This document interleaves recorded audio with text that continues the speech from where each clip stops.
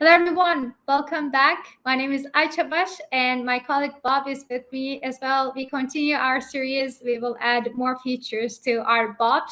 So far, we learned how to use Bot Composer, and we did some setup using Azure Active Directory.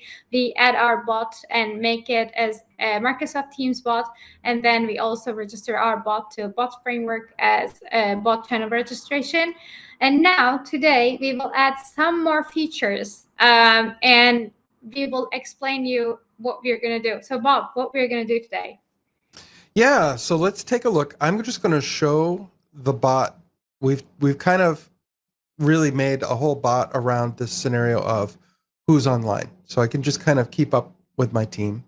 Let me just show how the thing works. And then in this video and even a couple videos to follow, we can break that down and see exactly how to implement this.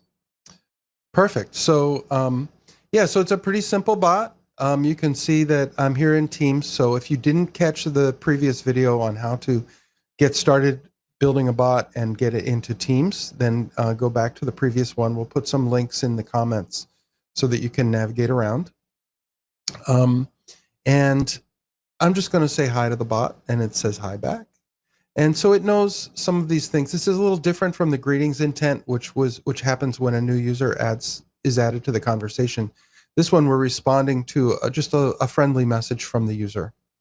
And then what I can do is just ask it, hey, who's online?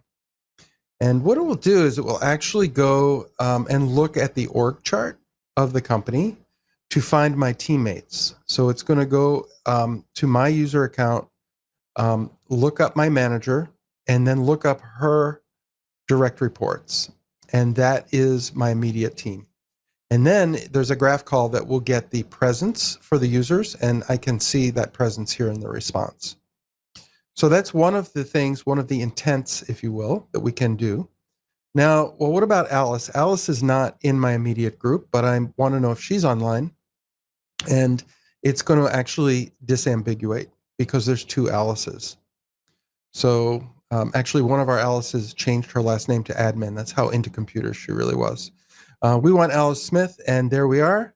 And we get an adaptive card with her status. So this will give us a chance in one of the later videos to show how adaptive cards work.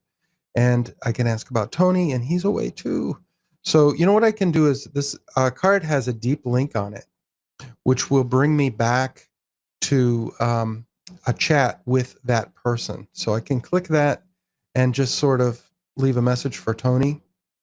So I'll do that, and then let's go back to the bot. And I'm a little frustrated because nobody's really online. So I'm just going to say kind of, where is everybody?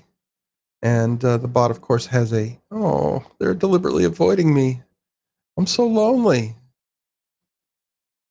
And yeah, I guess this is my conversation partner now, is this bot. So that's the demo. Let's take a look at how this is laid out. But before we do, I just want to introduce one more kind of concept here. And this is the idea of a dialogue. So everything you saw was one big conversation between me and the bot. And so in Teams, conversations are pretty long-lived. Like it would go on and on for days. They bring you back to the same conversation if you're talking one-on-one with a bot. If you are engaging the same bot, maybe in a Teams channel, each Teams channel will be a different conversation. So Teams actually controls where the conversations begin and end. You may recall from last time, we talked about the idea of a turn. And technically, a turn is something that runs in one execution of the bot code. So the bot is going to get a web service request from Azure, from the Azure bot service, and it's going to run some code, and it could respond not at all or many times. It could do some business logic, whatever, during the turn. And then at the end of that turn, it's going to stop running. And keeping in mind that we are probably in a set of load balanced web servers, the next time the user says something, the next turn might run on a different instance of that web service. So that's why these blue lines are staggered in my picture, because every time I come back with another, say something else to the bot, the load balancer is going to pick an instance of the bot web service, and it could be a different one every time. So there's this whole question of how does the bot remember what it's talking about? If I say I want pizza and it asks me what kind, I say pepperoni. If the bot then came back and said, I'm sorry, what are we talking about?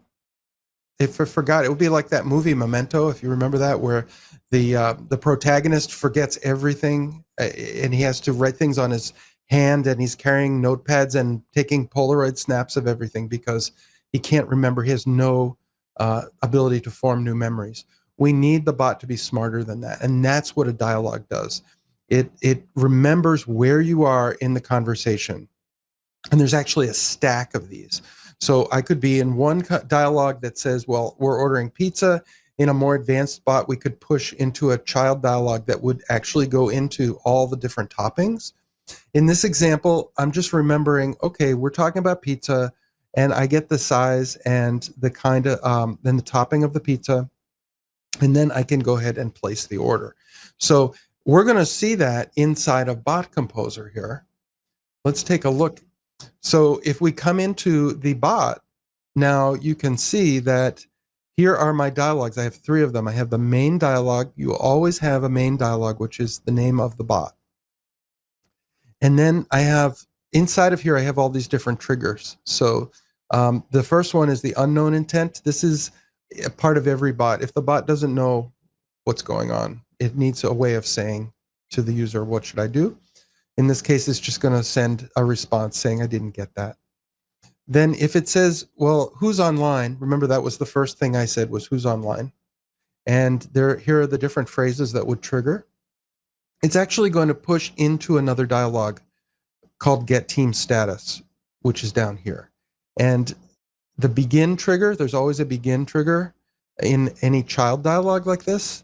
It's going to actually do all these graph calls. And we're going to point you to the source code rather than go through all of these. But this is actually going, remember I said it's going to go to my manager and then find her direct reports. It's doing those calls here in this piece of code. And then this becomes now reusable, and it becomes more modular because I've put it inside of a child dialogue. The next intent is the user online? And this one is going to give us a chance to talk about some much fancier Lewis, some much fancier language recognition. And I know that you're very well versed in that from your cognitive services background, Ayca. So I'm hoping you will go into that at some point. Yeah, we will sprinkle some AI in our bot for sure. We'll talk about this in the future videos. And again, it's not doing all of that stuff in the main dialogue. It's got a second dialogue for that that's going to go in and do all these things. Remember, there was some disambiguation. We had more than one Alice. That's kind of what's going on down here. Which user, right? And it's going to take care of that. So we'll get into that in a future video. Log off is an interesting one. This is there mainly for testing. Remember, you have to log in in order to call the graph. And so here's the login to Azure AD. This is the action. And I actually found, because Teams keeps the conversations for so long, I could only test that once. Once I was logged in, I'd have to go in and as a different user each time to test it. It was driving me crazy. So I just made this really simple log off dialogue. All it does is log you off and then say that you've logged off. That allows me to test the login. QnAMaker, we're going to talk about that in another video, but this particular trigger was introduced by the bot composer when I added QnAMaker. And again, this is another cognitive service, isn't it? Yes, so this is another AI we added in our bot, in Who's Online bot, and it's really easy to do that using Bot Composer. We will show that in the, again, upcoming videos. Yeah, that can be a whole video on its own, I think. And then the greeting, which you saw this, I said one of these greetings, and it sent back one of these responses, right? So just to kind of show the overall structure of the bot, this is the way that it's currently laid out. And in a bigger project, you would have a lot more of dialogues and things. So in our next video, We're going to go deep on Lewis. So one thing that you'll notice is that if I go back to the main dialog, the first time we used the regular expression recognizer, which is just pattern matching. Now we're using the default one, which is Lewis. So when we come back in the next video, we're going to go deeply into Lewis and show how that works and how that actually can even extract information from what the user says dynamically. Yes. So it will be really exciting. Thanks, everyone. Thanks. See ya.